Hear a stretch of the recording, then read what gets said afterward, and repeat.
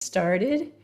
Um, Today's program will be recorded and available on the Stockbridge Library's YouTube channel, which you can get to through stockbridgelibrary.org.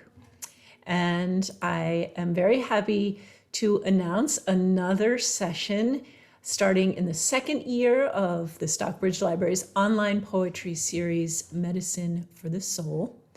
And this started as the idea from our board president, John Gillespie, who's with us today. And we imagined a month-long program, and we are into our second year already. We've been through 2 poetry months, and we're still going strong, having wonderful poets read with us and for us.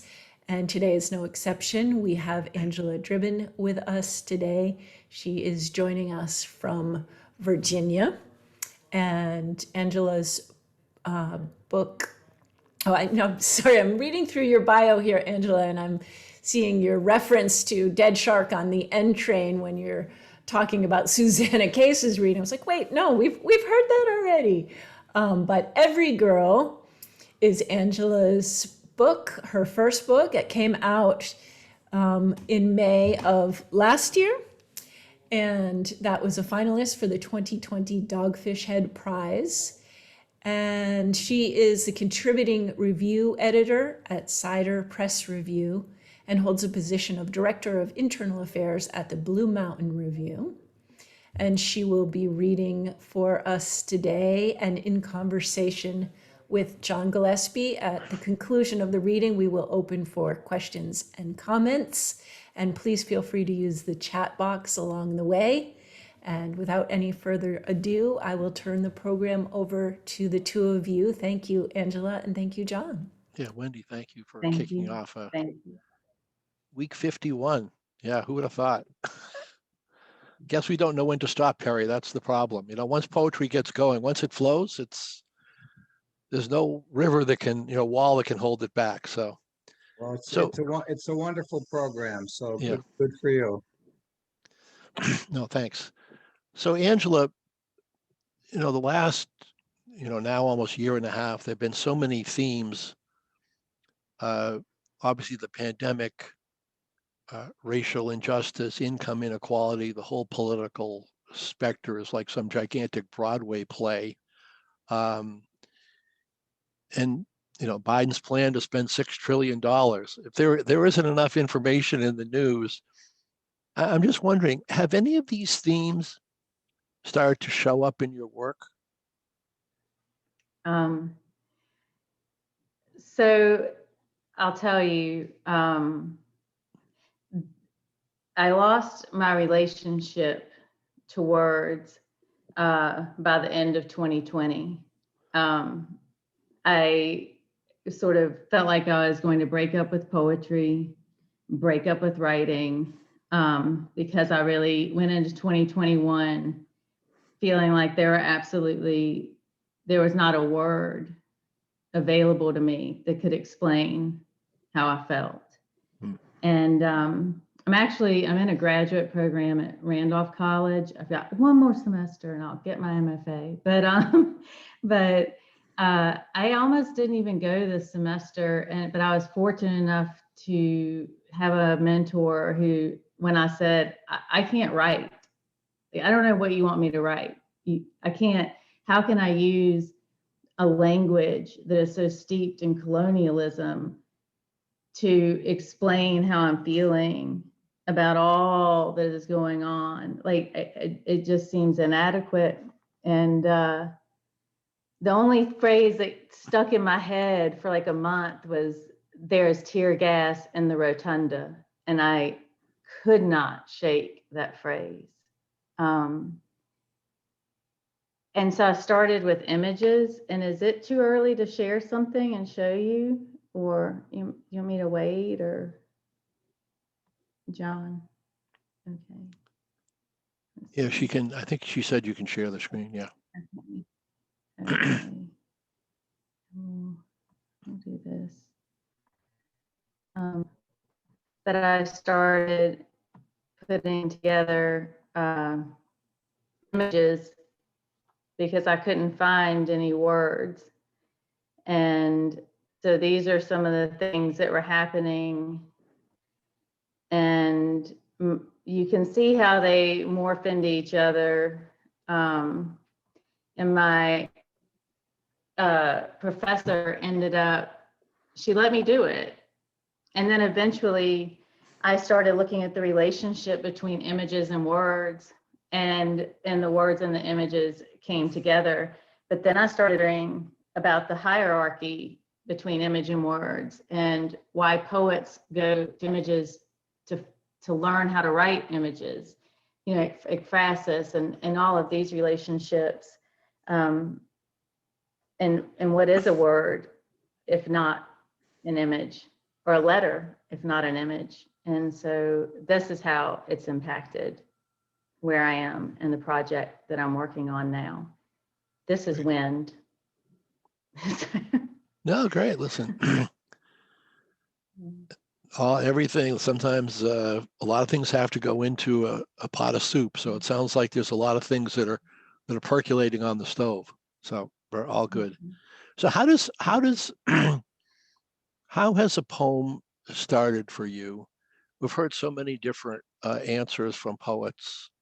Could be a conversation, reading something, experience something. We're just trying to understand, is there one way more than another that things begin for you? Yeah. Usually reading, usually researching, or I'll hear one word and I'll wonder why it makes me feel the way it makes me feel, the connotations that come with it, or the weight. To be honest with you, there's words that I may never use again after this year, and after the way I've learned all the weight they carry, which doesn't mean that I never knew, but now I know. Yeah. And so, and I mean, that's words like a certain color. Like, to be honest, when I go into a poem and I think I might would say, you know, the Black Night, I'll never use that word. I'll never use that color the same way again. And I make myself look for something different because I don't think that's my word to use. And that may sound bizarre, but language is powerful. It can wound powerfully, and it can heal powerfully, and it constructs our society and our culture. And so that wasn't your question. No, that's all right. That's all right. There's no, we're not grading this test. We'll you know, you're in a pass-fail mode. You're all good, all good. So how do you know when your poems are at a stage? We know poems are never complete, but how do you know when they're at a stage that they can be ready to be in a book? I probably don't know that, but I'll say this. When I read it, and it will all come gently from my mouth, then I know I can share it. Nice. Yeah, we hear that a lot. When it's really readable, it's ready for prime time. So great. So let's we'd like you to read some of your poems for us. Okay.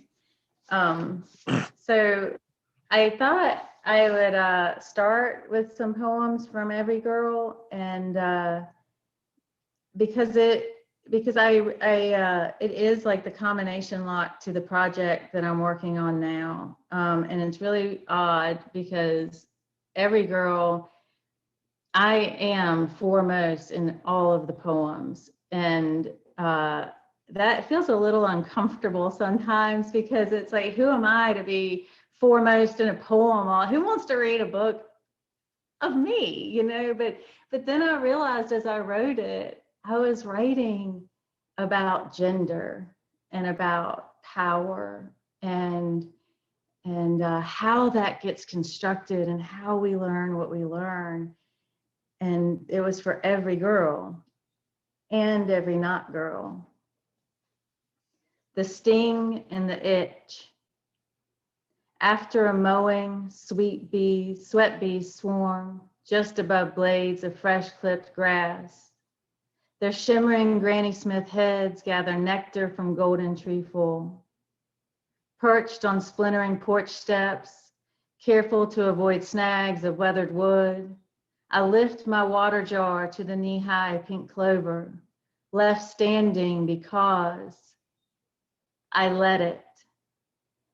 Because I like the way its rose quartz crowns bow on July's breeze. Because I now appreciate the life between effort and ease. Mowing reminds me there have been good times beneath skies the color of a day without resistance, when clouds move freely and take curious shapes, like Cat Dog and Wonder Woman and Dragon Man. The sting of sweat bees means hot dogs tonged from the Snack Shack boiler, laid gently in a flat iron bun topped with chili, staining my fingers orange. Days of screen door slamming against cinder block, feet on fire from sunburned sand, cool in pools of lake, water collected from our dripping suits, pineapple and coconut on my mother's glassy summer skin. The sting of the bee wells beneath skin's surface. Temporary, thrill of the itch, burning thighs on black rubber swing seats, flying high enough to touch toes to purple mountain birdhouses, losing my heart to laughter on the ride back down. And so this next one is, I ended up in a lot of traditionally male spaces or predominantly male spaces. I went to a military high school, and there were 300 boys and about 30 girls, and it was a family tradition. The South can really, especially the rural South at least, farming, and that can have a very, I live in Virginia. It's the state of the first sons. This is where the first son stayed. They got the land. Like it is male. It is male. I mean, my father still will hand down the land to the boys. He's going to bypass my sisters and hand it down to my nephews. It's tangible. And then I went into the Air Force. But the funny thing is that I went to a women's college. And so I also got that flip side of things when I went there. And that's what this is about. Boys will be boys. Mine is still a man's world. After military school, boys to girls, 30-1. After United States Air Force on an all-male pest control crew, even at a woman's college, it's still a man's world. I watch him lecturing in front of my African politics class. Halfway across the expansive whiteboard, his nervous system holds muscles hostage. I choke on compassion, for I know what it is to have your body betray you. Frozen in front of us, unable to move forward, even he sees me as prey, weak, or like he'd have me believe, gifted enough to be his research assistant. Parkinson stuttering against his body, he offers opportunity to be titled in exchange for a little special attention. I like you, says his married mouth. I want to spend time with you. Within bricks shaped, stacked, and mortared to educate the minds of women, there's still a man at the front of my class. And I still stand by that. It's very strange to go to a woman's college and be taught predominantly by men. Might be missing the point just a little bit when that happens. I'm not sure, but this next one it looks at the word core from being part of a core. So when you're in military school, you're a part of a core. In military branches, you're part of a core. but it has other meanings. And so this kind of goes back to what I was talking about earlier about how I feel like if I'm going to use a word, and this will be a lifetime pursuit, I'll never be done doing this. I must look at every meaning it could have, every weight that it could carry.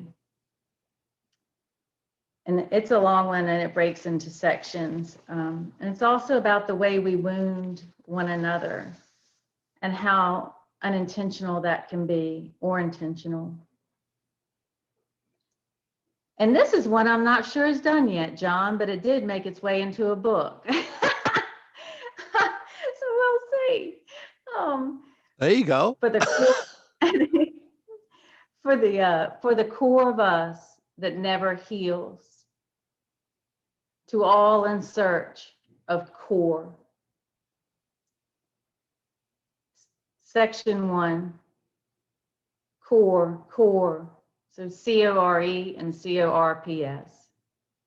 Sound the same, but completely unrelated homophones. Is that possible for any two things in this world, wins or losses, prey or predator, to be untouched by all else that exists?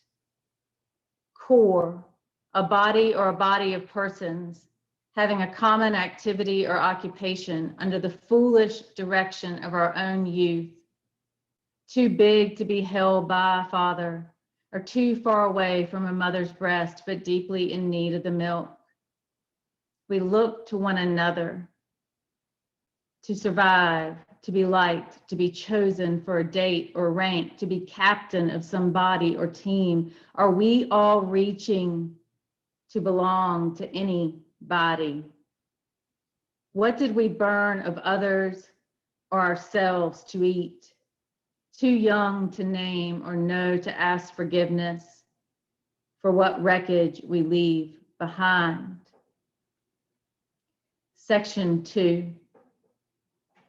When I didn't go with Cameron to the spring formal his junior year, bailed at the very last minute, I did not know I reached down to the core of him, this inedible part of his fruit, and squeezed it between my slender, pretty girl fingers until it burst. I hadn't yet spoken a word like death and known it could mean spirit, not body. Intention waited for me decades away. I hadn't spoken corpse and known it could mean a flower tall and erect that emits an odor of rotting flesh when it blooms. I did not know I had done this violence against a brother. My mother had left my father, and there were no longer notes on the kitchen table in his small round letters. Girls, be sweet today, love Daddy. No more reprieve from her unnamed, unmedicated cycles. Coffee cups flew along with the fist. The words were the worst. This is all your fault. In times like these, feet cannot hear music, nor head give in to rest its temple upon a chest strong and solid. Alive is not a feeling one lusts for. Over 20 years later, Cameron finds me on Facebook, asks me on a date, pours beer after beer by the pool, and when my legs are too shaky to walk away, when I can't remember where I parked, he reminds me of how I injured him. I had forgotten him asking. I could only recall the syntax of myself at 15. He lifts me to my feet, carries me upstairs, lays me down in his bed, shows me where I wounded him. Text a pic to his best football buddy.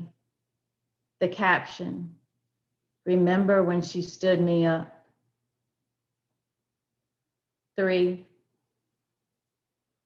maybe we are even now, but we still do not belong to any core or the core of one another, too broken to belong even to ourselves.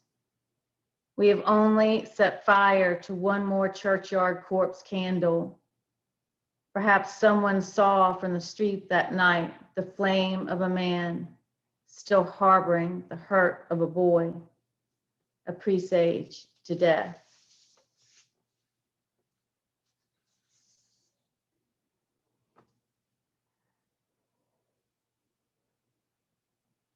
I'm taking 1 second.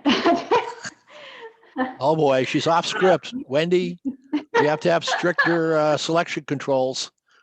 No, Angela, that's fine. I love it. I love it. This is like an expressionist, reading. This is, this is great. This next one, the title, I actually was reading a Sally Mann book, and she was talking about Hiraeth, which I believe I'm saying incorrectly, but it's an Irish word for distance pain. And when I was reading it, I was living in Idaho still, and I really enjoyed my time in Idaho. I'm incredibly grateful I got to be in those mountains and see moose and elk and bears so consistently, so regularly. But I always ate at like this deep level for Virginia. Like, it's like my home from must be centuries before me. I mean, it's, and so this is titled Hiraeth. My husband installed a hole in my stomach, like the ones in research cows at agricultural colleges. When I watch movies about love of place, or read books on Virginia or tobacco, or taste the smell of smoke on the inside of my lips. On sunny days and grayed out days when my lungs are struck with tight, artfully woven webs of grief, and I cannot find where I left felicity. He reaches in to pull out my distance pain. Chewed up cud of jasmine blooms, mud puddles with tadpoles, lightning bugs, bottle rockets, and Mountain Dew at Uncle Lewis's on 4th of July's. Rose flesh of watermelons, blackened seeds cool against my tongue, red clay heavy with loss and arrowheads, humidity worn like a second skin, muddy waters of the banister after thunderstorms, the fight in a 5-pound smallmouth hooked in a rapid on the new, fat black snakes sunning themselves on the wide trunk of lightning split oak, kudzu blanketing gullies, afternoons napping on needles beneath our pines. Daddy's rare smile peeking out from between his mustache and beard, the sound of his deep voice, a mouthful of tube socks and golf balls, Mama's unwillingness to operate kitchen appliances except the coffee maker, charm enough to never have to. Sister's bird blue eyes filling up wet, both of us laughing so hard we pee down our legs, throwing my ex-husband's sectional into the dumpster piece by piece. That's my sister's debut appearance, peeing down her leg. Good thing she's not here.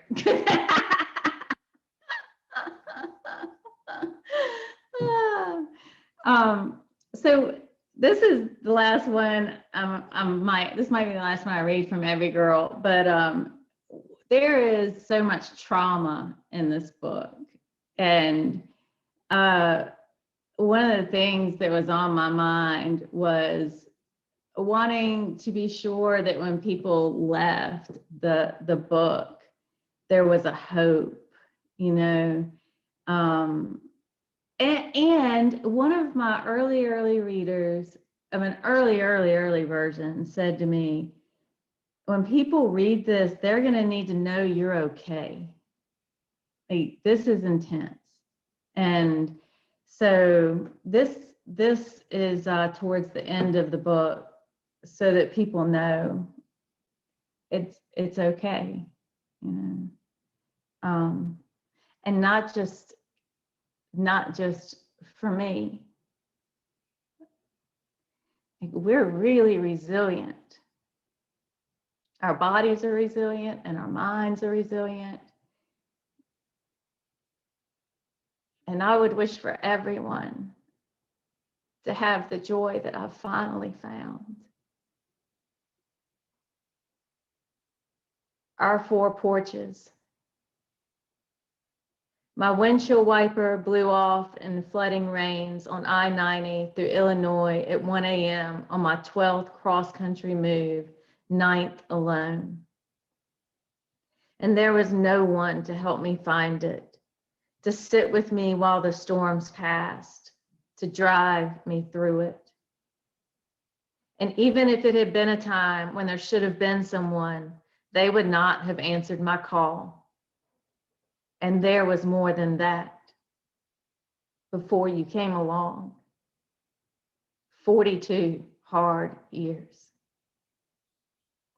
Now it is us, and we draw plans for a porch of glass on a cabin above a spring between two tobacco barns and a homemade smoker just above the spring.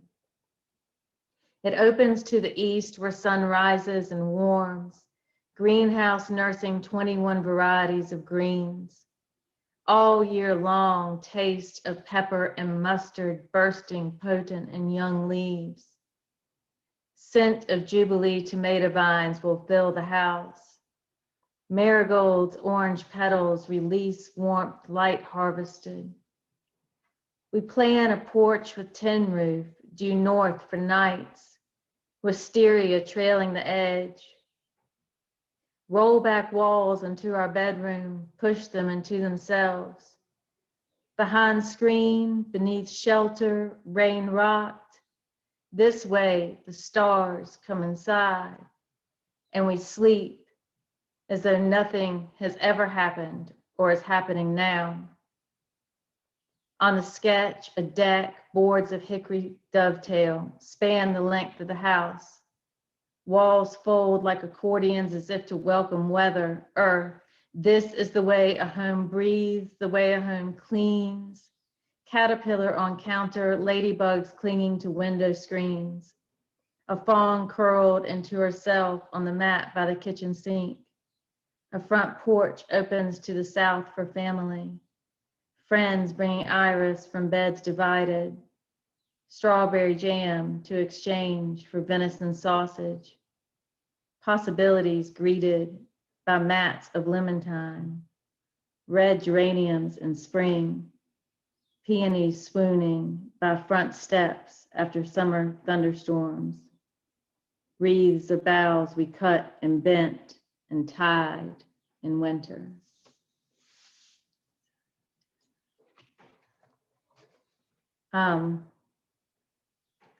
So I am deciding what to share. So I did give this thought, John, just so you know. I gave it too much thought. I have too many papers. So what I, if it's okay with y'all, I can either read from Every Girl or I can talk a little bit about this project that I'm working on, which I think is kind of neat with language and image. Okay, I'm gonna do it. I'm gonna do it unless somebody says no. Okay. Do it. Don't follow the rules. Do it. Not a problem. Okay. So these poems came out of this project. It came out of images and researching at FASCIS and thinking about why we use image, right? Because I was like, all right, well, if we're looking at images, at paintings or at sculptures to think about how to write about images, why would we not just look at the rhododendron bloom itself, right? And these are a couple of short ones I came up with. Moments uncapturable.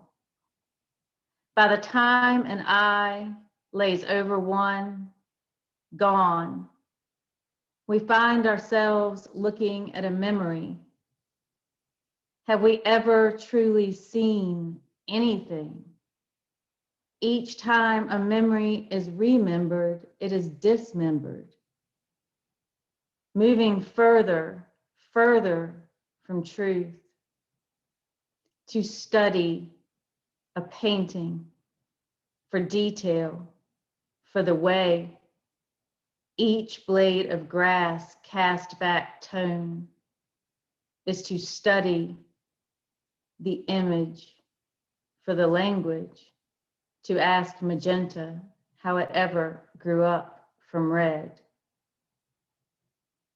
And this is another short one. No season is enough. Why not gaze on a leaf itself? The leaf is always dying and living, never the same as it was, never all it will be. And the last one, on truth of looking.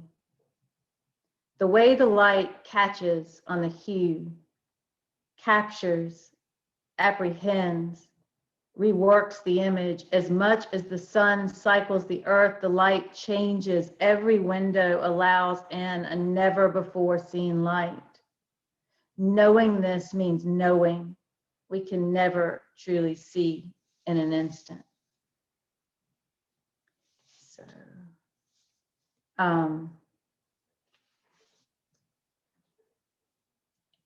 you'll recognize this from some places maybe that I talked about earlier. This gave me, working with those images and not having words and thinking about language, brought this poem to be. There is no tear gas in the rotunda. I mean, there is tear gas in the rotunda. A time of speechlessness when one cannot carry the weight of words, when words will not do what we need, when finding the words too overwhelming a pursuit, when finding anything worth saying. This English, language of dominance, from the pages of church to constitution, this wall. There isn't any letter can make justice out of this. When images must be cut from images, strips of purple scissored from the cover model's gown, arranged into hair for the elephant, when I need to believe wind has hydrangeas for eyes. And so I was thinking about this today, and I realized that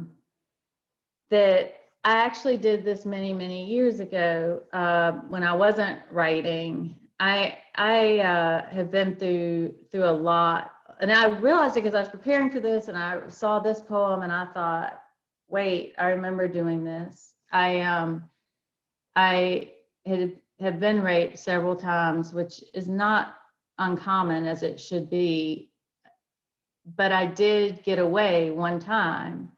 I had been in the Air Force and at Scott Air Force Base, and I got out of the Air Force and I went to work in St. Louis and for Missouri Public Interest Research Group, which was really different than being in the Air Force. It's one of Ralph Nader's, it's under his umbrella organization. I was canvassing for Sierra Club, you know, and living in this huge city and living in University City. And one of the offices used to exchange, and one of the canvassers had come down from the Chicago office. And long story short, I got out of that room and I ran past my car and ran all the way to my apartment in University City and got into the closet and sat there.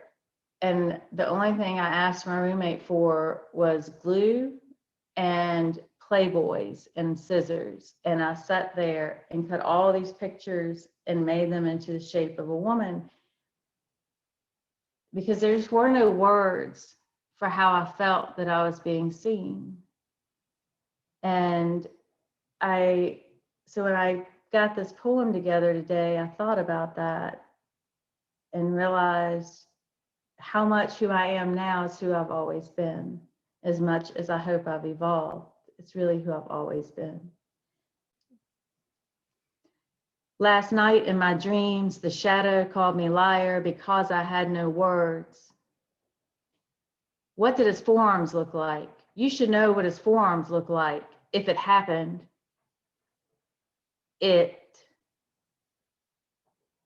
when there is no well-lit strand of alphabet to detail his forearms.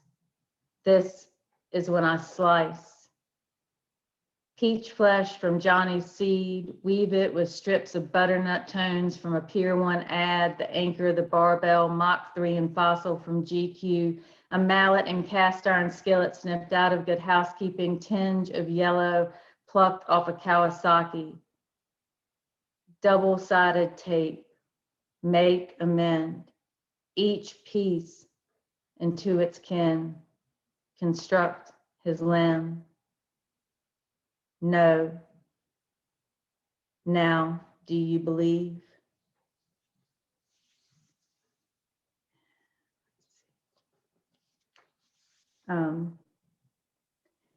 As I was reading about things, I came across, I read a lot of interesting essays.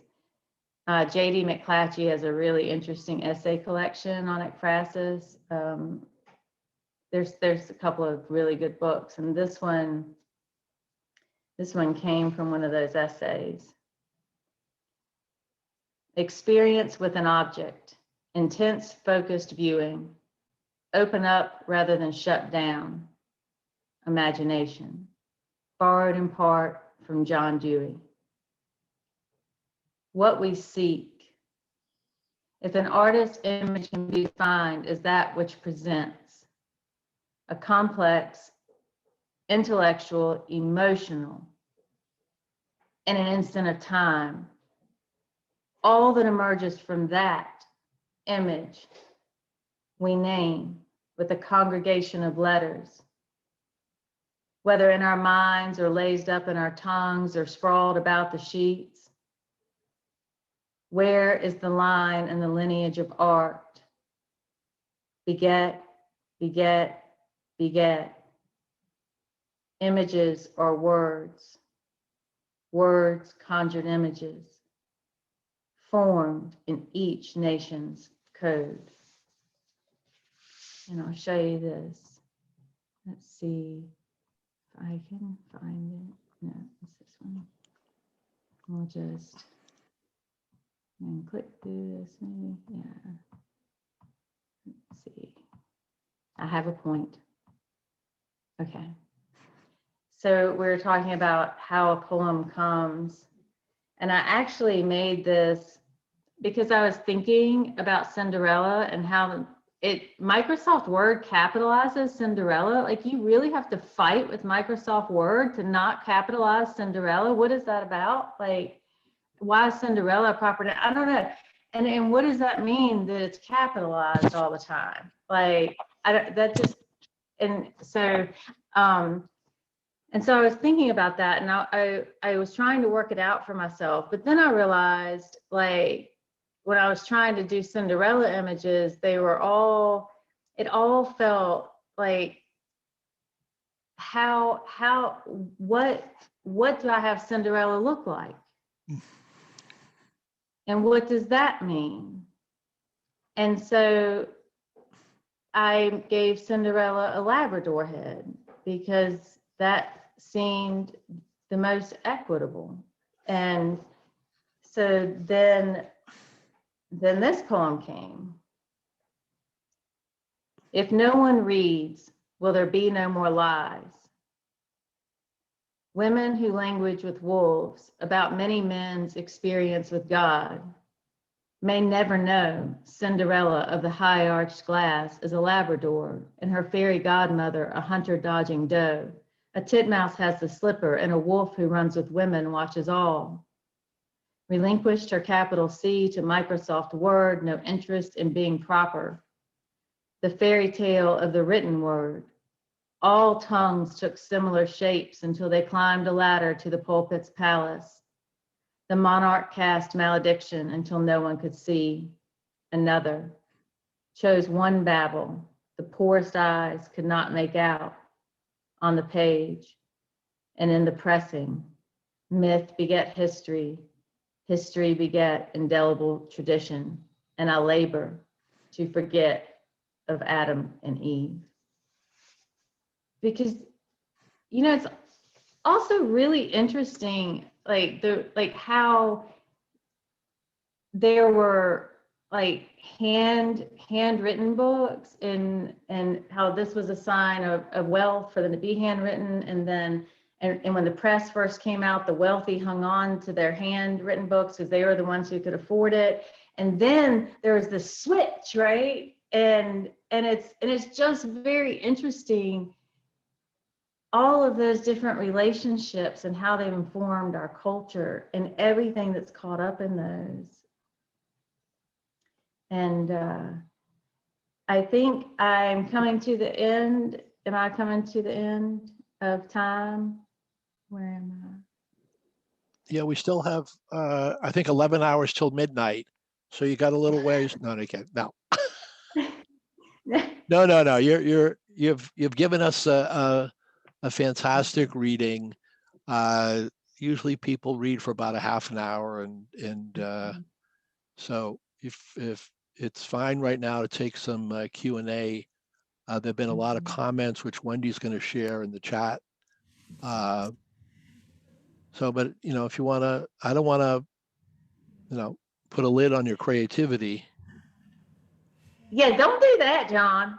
I'll write a poem about it and read Yeah, it write to a poem. you. Yeah, I got to be in a poem. Write a poem about it.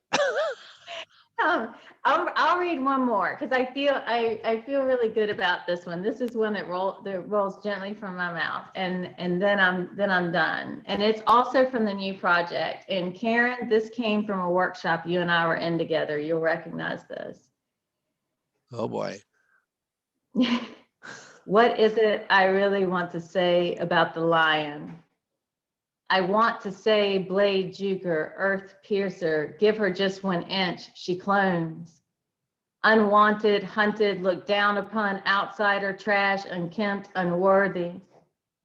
Pluck her golden teeth from her purpled inner rib, press the seasoned batter to array florets, pick her sister and her brother, caress them between my palms, plunk them in crackling safflower until browned like the summer, ales, like sugar over heat.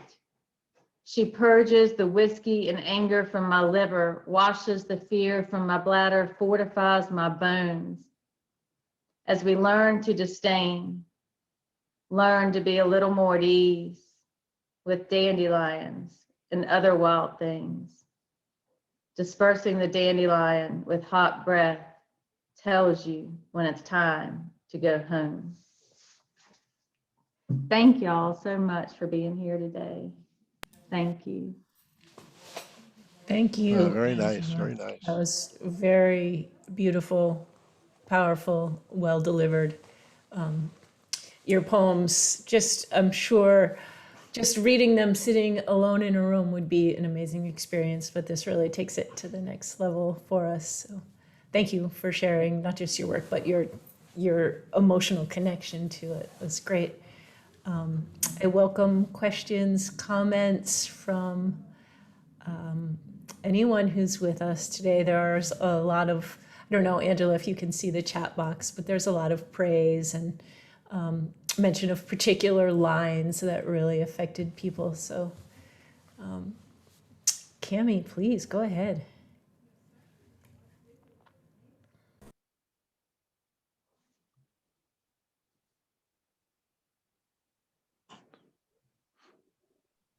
I was pressing down on the space bar, but I guess it wasn't working. Yeah. I just wondered what other poets you really like to read. Well, I really like Susanna Case. So, and that is actually like, I'm saying that sort of silly, but it's actually really, really sincere. And I do remember, I think reading, this is authentic Susanna, and reading Dead Shark on the N train and seeing how everything wove together was really incredible for me and pushed me to another place.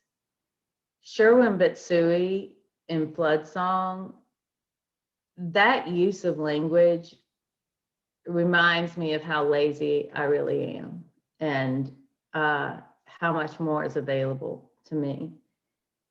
And Anthony Cody, Borderland Apocrypha that just came out not too long ago, reminds me that I can make anything a poem. Like if I can see the poetry in it, I can find a way to make it poetry on the page. And Layli Long Soldier reminds me that poetry is really thinking. Like that's where it challenges me to think harder. Thank you. That's great. Thank you. Thank you. So Angela, what was the class that you and Karen took together? Lauren Camp with Took House. She took, okay. So I was struggling, right? So this project, all right, this project that I've been reading from is it was supposed to be my thesis, all right, and because my thesis is due at the end of the semester, which is a whole nother story because I call it a thesis. And when I asked my assistant director, I was like, so our thesis is due the end of the semester? He's like, no, it's due when you graduate next December. I'm like, all right, cool, I'm good, you know. Thank goodness I like to read and take notes because I've been doing that, all right? But I thought it was going to be due in December. And then one of my girlfriends is like, Dana, Suzanne, she's like, I'm freaking out, my paper's due. I'm like, it's not due till December. And she's like, yeah, you're wrong. And they call it an essay. They call it a critical essay. So he had been talking about something totally different. So anyway, I was like, but fortunately, my mentor is Layli Long Soldier. And she said, I think this is a poem. These are poems that you're writing. You should just do your essay in poems. And I was like, that's a thing? I can do that. And so, but then I was like, I have all these observations, like all these observations and philosophies. And that's not interesting enough to be a poem, I don't think, right? Like I'd have to be a genius for that to be interesting enough to be a poem. So I was like, well, what do I do with this? And then I took that Lauren Camp workshop and she was like, write about 3 things for 10 minutes that you know about.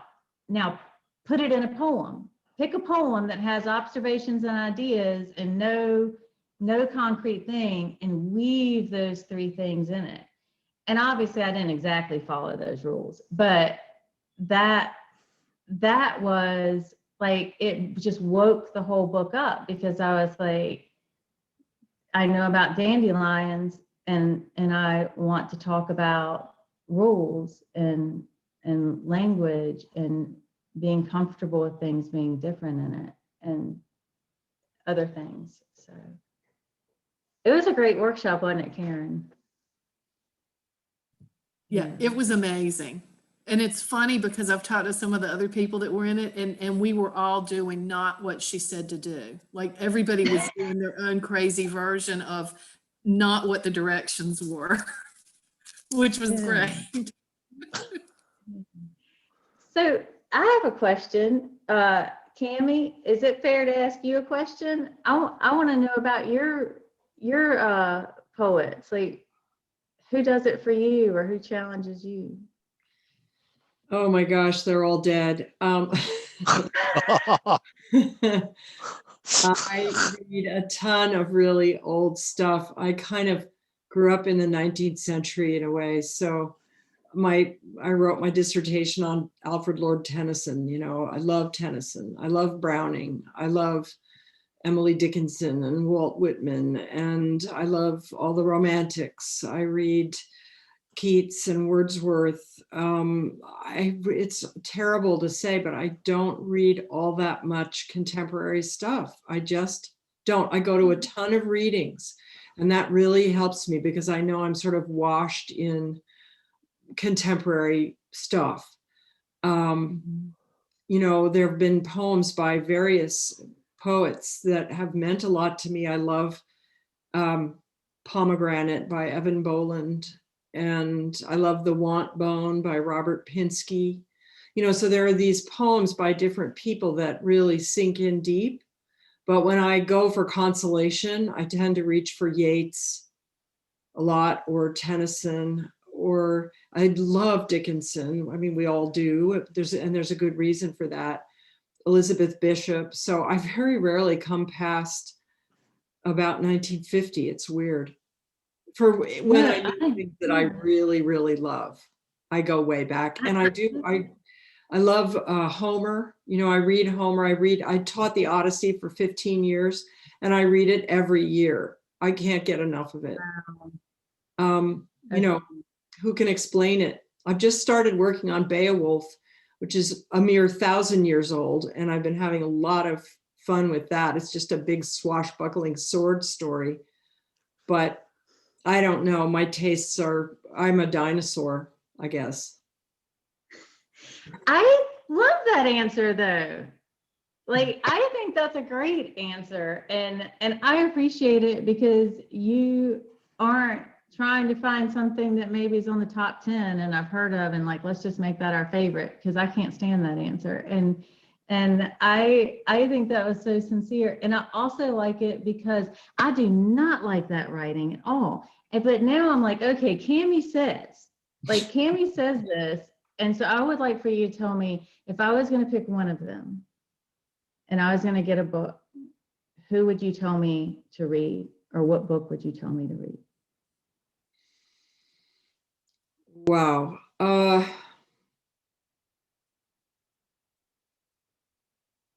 Well, I think you can't go wrong with W.B. Yeats. Okay. Because he starts in the Victorian period and he ends in the modern period.